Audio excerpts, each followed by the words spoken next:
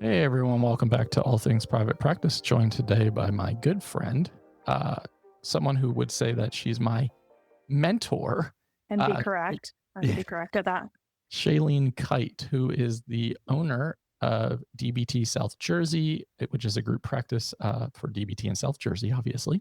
The owner of Rebel Mente Coaching and Consulting. I'm probably just butchered that. Doing Uh, good. yeah, group practice owner, international speaker, now event coordinator because she has her Disney event that she's going to talk about, because we're going to talk about special interests today and how they impact your business decisions. Also co-founder of Stabilize and Scale, along with Katie Keats May, a yoga instructor, a Linehan certified DBT trainer. That's Um, good. God, I don't know. How many other things should I list? Are there any other things? I mean, probably, but I think that's good for now. We can stop. Share. I was gonna say. People are already like turning this episode off. Um, Seriously. so Shailene, you're now tied with Gabrielle for the number of times you've come on the podcast. This is number 4 for you. So welcome back. Thank you. I'm excited. 4 times. Four It's gonna be times. good. The first time I met you was on here, and it was when I thought you were a 50-year-old woman. That's Because right. Actually, you thought it was 45. You thought it was yeah, 45.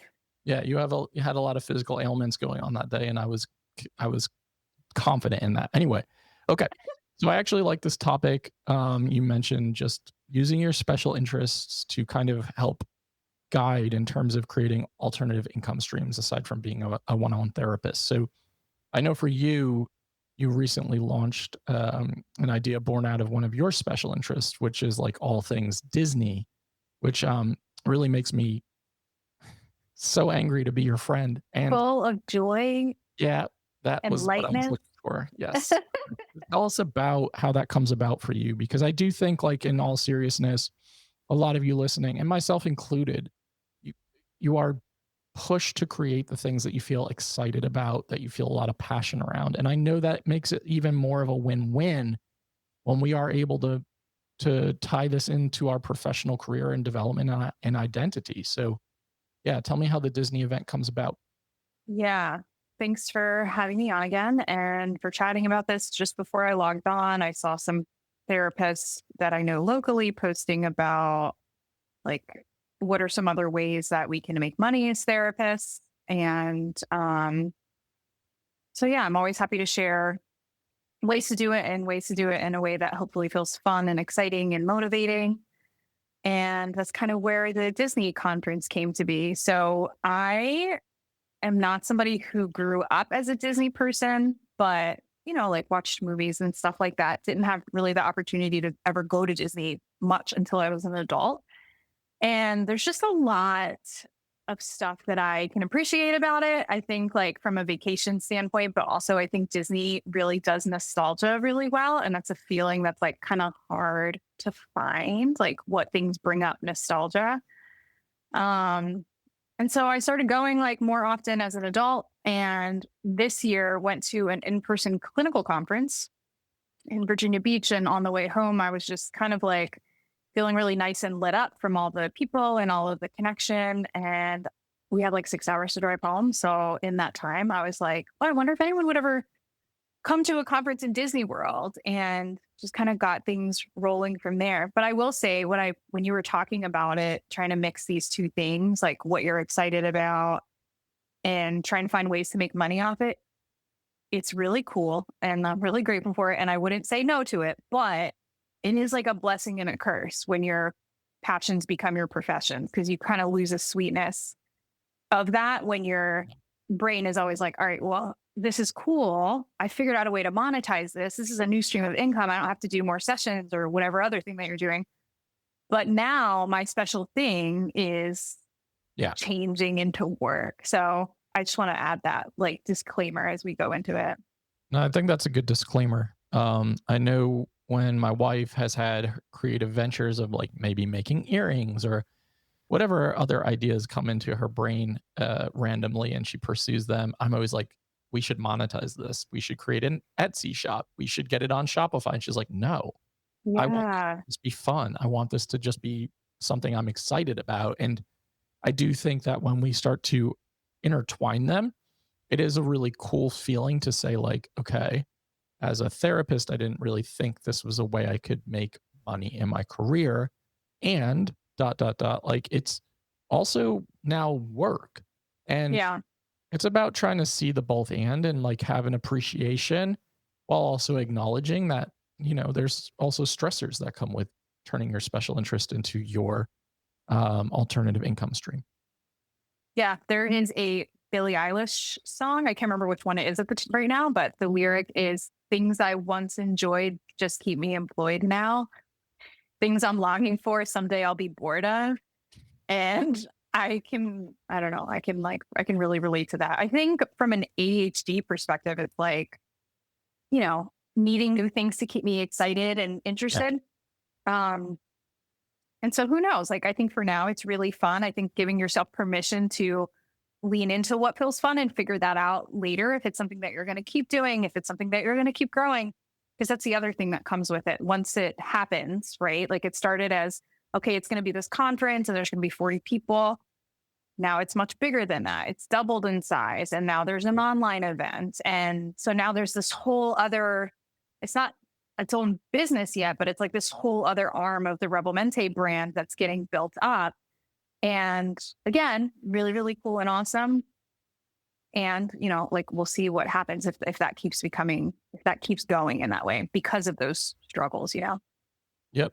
And I think that's a big part of, for those of you who are ADHDers, let's just say, like, whether you are ADHD, whether you are ADHD, or whether you have ADHD traits, um, the interest-based nervous system is a part of the ADHD experience. So pursuing the things that are interesting and exciting that light you up, and those things may exist today and they may not exist tomorrow, or it may be a year from now. And I think that's important to give yourself grace and permission around that, to say, like, for now, this feels really exciting. And I Yeah. don't know what that's going to look like long term. Like, I've pretty publicly stated on this podcast and elsewhere that I'm really pivoting a lot in my career right now, and it can be a weird place to be. And one thing for me is like the retreat component of my journey. Like, never would I thought that I would be sitting here saying, like, I'm about to do number 20 and 21 over a 4-year period, and then go to New Zealand and do 22 and 23,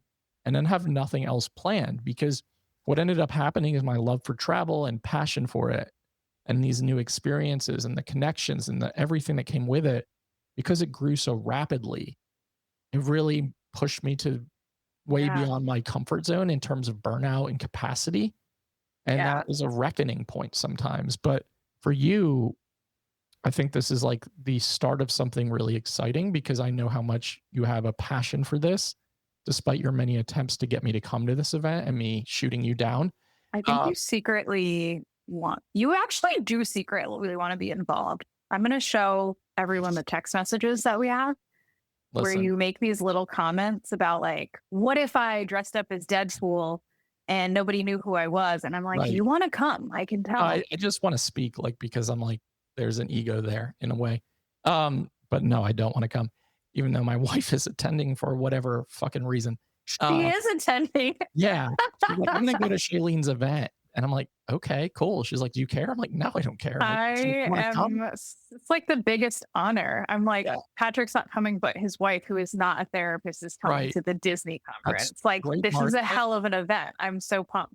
Yeah, and you should be. And you should be proud of yourself. I got a lot of behind the scenes messages from you about like the fear and the anxiety of the pricing and Yeah. how do I navigate ABC. And, I think that is a really important piece of all of this in the creation process, is for all of you listening, like, to have a couple of people to bounce ideas off of and share these concerns with and these fears. But you also at some point in time have to really stand in your vision and like own it. Yeah. And I think that's what I try to tell you when I get the flurry of messages. Yeah. I mean, you know what it's like. I don't know. We met when I remember being at a brewery with you when I was in town in Asheville, and we met up and you were like, yeah, I'm going to have a retreat in Ireland. And I was like, that sounds fucking crazy. Like, is anybody coming? Like, Like, you know, do you have anyone that's going to actually sign up? I mean, and not in a doubting way, but like in the way of like, holy shit, that's a big deal and nobody's Mhm. doing anything like that. And I could feel that, I don't know, anxiety. Like I could feel that from you in talking about it. It's Yeah. incredibly scary to, I mean, any business venture, like, and if I look back at all of those things that you named, every one of those at some point had some level of fear, right? Like, is this going to work out? I remember signing the lease for my group practice. When I signed it, it was for 5 years. And I was like, damn, like, I hope we make it 5 years. Like, Right. that's huge to like, that's your first step going into a 5 year lease. That's terrifying. Absolutely. And now, those things don't feel like that anymore. But when you keep pushing yourself, and if you're going to take the risk to put something out there based on one, because there's a need in your area, you see yourself filling some sort of gap that's not being filled, or because you're just really excited about something and you think like, hey, maybe this could be a good idea. You might think it's a great idea, but the reality is like, it could suck. You might be the only one who's pumped about that. For And so sure. putting yourself out there, and then, also the financial risk that comes with putting an event on, you're on the hook for a certain amount of money. And so it is really scary to, if you're holding a retreat, if you're holding a conference or an event or something like that. And it's scary because it's new. So I mean, I think like, yeah, for all of those different reasons, it's really easy to start getting into like the nitty gritty of, well, should I do it like this? And what do you guys think of this copy? And Mhm. how do I do this? And all of these things. And I think, you're totally right. And I would say for listeners to really pay attention to like get feedback, but don't lose what your vision is. And remember that ultimately this is your thing.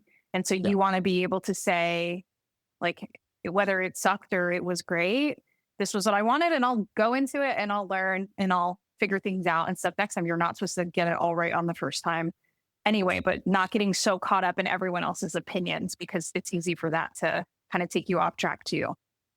100%. And like any feedback I could have given aside from just support would have been like influential in some ways. Like if I was really like, this idea is terrible, Shailene, like nobody is going to sign up for this, that would have really altered maybe how you felt about that.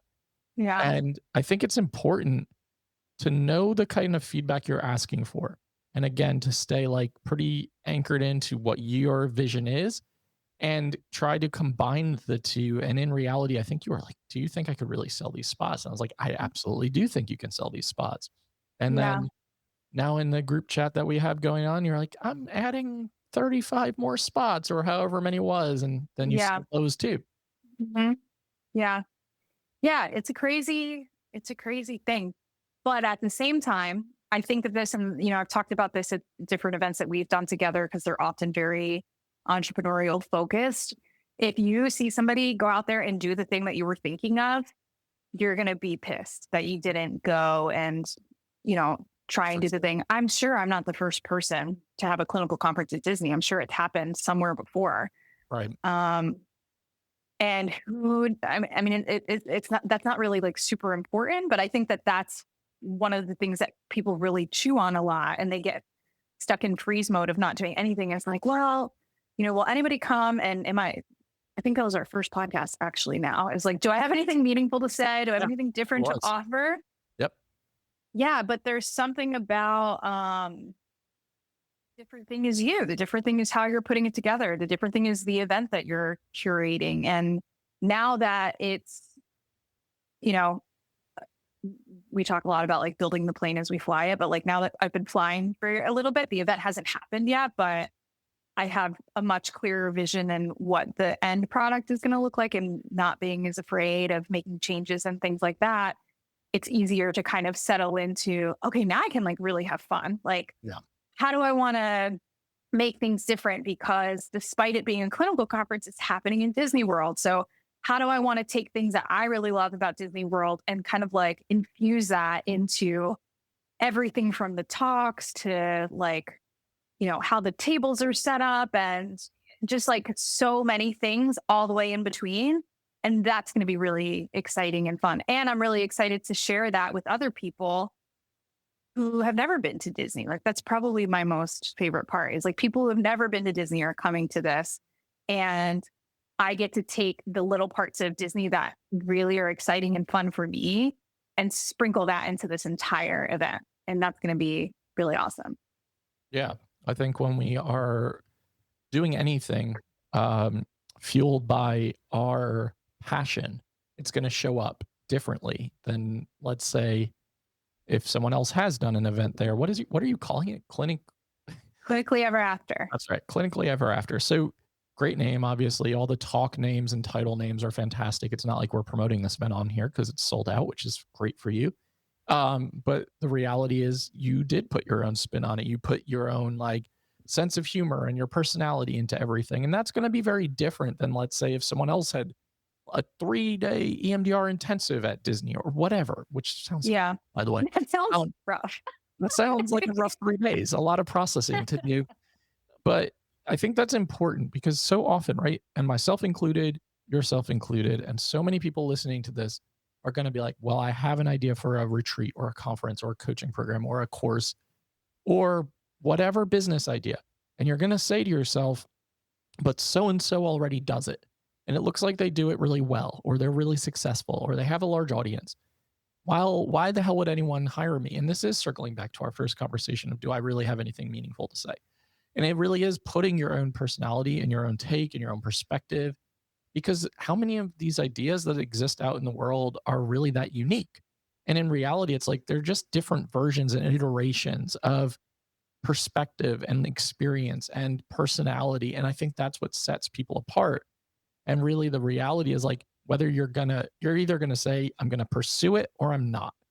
And that's the differentiation in the factor of like, are you actually going to try to put this into the world or convince yourself that there's a million reasons why it won't work or won't be successful?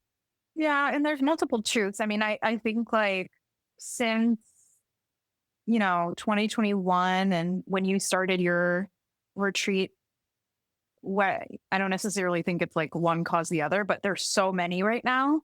Hmm. Everyone's doing retreats, everyone's, putting on events and things like that.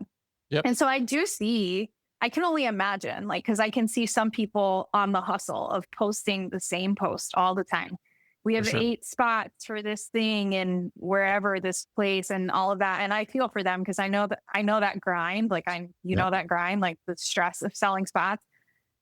And so I think like on the one hand, it's like, okay, don't just sit on an idea and not execute because somebody else has it. And at the same time, that's important. Like there is a bit of this is important market research to consider. Like how many retreats are happening in Costa Rica right now? Probably a couple, Yep. as opposed to Ferns I thought, Island.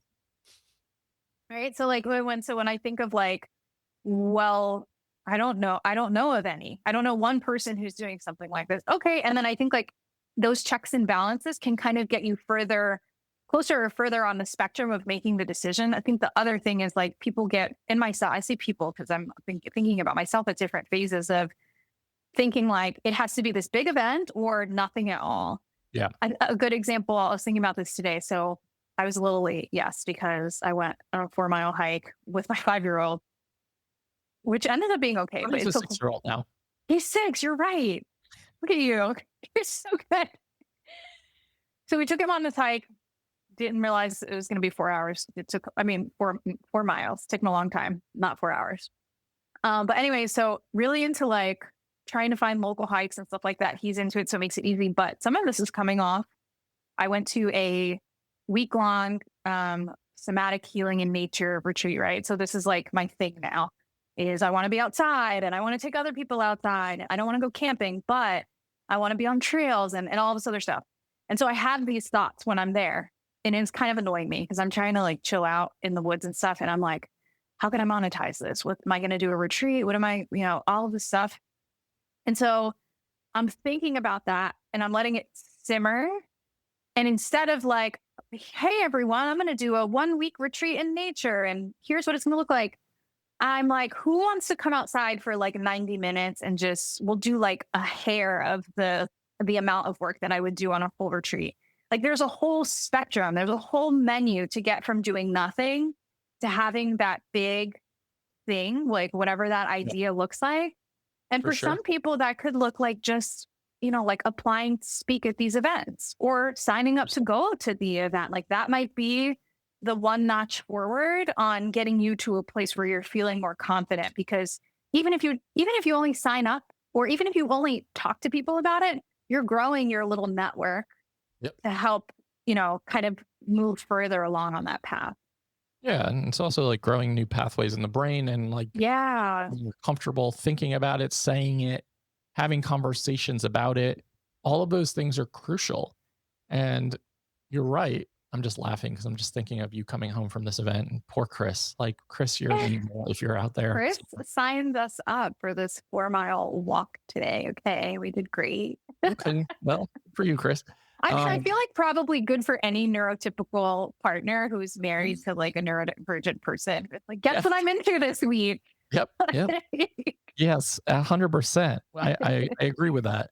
And I agree with what you're saying. Like, and for those of you listening, like, I was in the position too, as we all have been who have created anything in our lives where we had to start somewhere, whether it was Yeah. the idea, maybe you didn't even have an idea formed whatsoever. You just had a desire to do things differently, or you were like, I'm bored of what I'm doing, or I don't think I can do this forever. Whatever the thought is, that led to some sort of action. That might have meant you went to a summit or a conference or a retreat. That might have meant you joined a coaching program or a workshop or a mastermind. Like there's so many ways for that like inkling of an idea to start to grow. And the more you surround yourself with people who are doing things, it's like, oh, there are possibilities here. Because I think for a lot of therapists still to this day, if you don't have supportive circles or you don't see other people doing things outside of one-on-one therapy, it's really Yeah. easy It's to hard think to to yourself break like out of that. that's all there is in this path. And Yeah. for me, I could never do the same thing for the rest of my life. And I envy some of you who can, because I'm like, sometimes that feels like a hell of a lot more of a relief or satisfying or less stressful to not ebb and flow through the creative process of entrepreneurship. Yeah, for sure. And I see that in my staff. I wonder you probably see it in your staff too, of like working with them and trying to help them achieve goals or do things outside of one-to-one therapy. And it just doesn't occur to everybody. Like it really doesn't. And again, I think like for me over the past 4 years, my network has grown a ton. And that's because I put myself out there a lot and put myself in situation and all of these different things. And I mean, I think of like the people who come to a lot of the events that you've done that I've been a part of. Like that's a risk, it's a risk going to another country. Many people go and they don't know anybody. So it's like, but all of those are still moving the tick forward without having to jump all the way in and then be like, holy shit, like now I'm on the Absolutely. hook for this and this was terrifying. You might come to an event, whether it's mine, whether it's yours, someone else's, and that idea might like percolate for years. You might just have a small snippet of an idea and then sit on it for however long because of circumstance or life or situations that arise. And I think it's important, like, not to say that there has to be a linear process to any of this, and there doesn't have to be like a time frame for any of this. Yeah. But I do think when you are able to, and I'm just gonna try to transition us and wrap us up in the best way possible of circling back to saying, like, if you do find ways to marry your special interests or your passions with your career, and that's something that you want to be doing, it is really special, and not to take it for granted along the way, because, you know, creativity can sometimes be hard to find and access. And I think it's important to just ride the wave while you can, and pursue it while you do have the energy, for those of us who have energy spikes and capacity limitations. So doing it while you can, while you feel enthusiastic, while you feel excited. I think that's a huge part of this too. So thanks again for coming on and being my mentor slash guru in your words and eyes, You're uh, welcome. and good friend since we met 3 4 years ago on a podcast. Have had a lot of cool experiences and adventures together, and it's been a really enjoyable portion of my life. So I really appreciate that. But with everyone listening, where can they find what you're doing and what you're offering? Yeah. So on social media, on mostly on Instagram and TikTok, Rebelmente underscore Shaelene on TikTok. If you go over to my website, you'll see everything that's Disney related. And for anybody who this sparks interest to, or you feel like that could be a fun CE, we do have an online event coming up, Clinically Ever After the online chapter. Some really, really cool topics. Sabrina's going to be on there, Patrick, one of your staff. So I'm really excited about all of the different topics and the Disney spin. So it'll be a fun way to get CEs online. It's a pretty low ticket item. You can go to rebelmente.com/Disney online and I'll send that to you. Or you can put it in the show notes. Cool. Yeah, we'll have that in the show notes for Shaelene and for all of you for easy access. So make sure you're checking that out. And thanks again for coming on and making the time, even though you were late. This is what Patrick's like behind the scenes, everybody. It's actually worse behind the scenes. You guys, if you think like, oh, Patrick, he's so friendly. I mean, maybe you I don't. don't If think I've you, ever presented that way in my life. Like supportive and welcoming and maybe like really able to help navigate some of those things, but I would not use the word friendly. But nevertheless, right, you're right. so There's a keep part on. of you. It's in there. It's in there. Mm-hmm. And we're working on it in our mentorship. Yeah, But well, yeah, thank you. Thank you for having me. And yeah, thanks everyone for listening. Hope it yeah, was helpful. yeah. Hope it was helpful too. And if you want some of Shailene's mentorship, we'll put that in the show notes as well. I don't do Uh, that. We're messing around, by the way. Please don't message me for that. all right. To everyone listening to the All Things Private Practice podcast, episodes are out on Saturdays on all major platforms and YouTube. Like, download, subscribe, share, doubt yourself, do it anyway. We'll see you next week.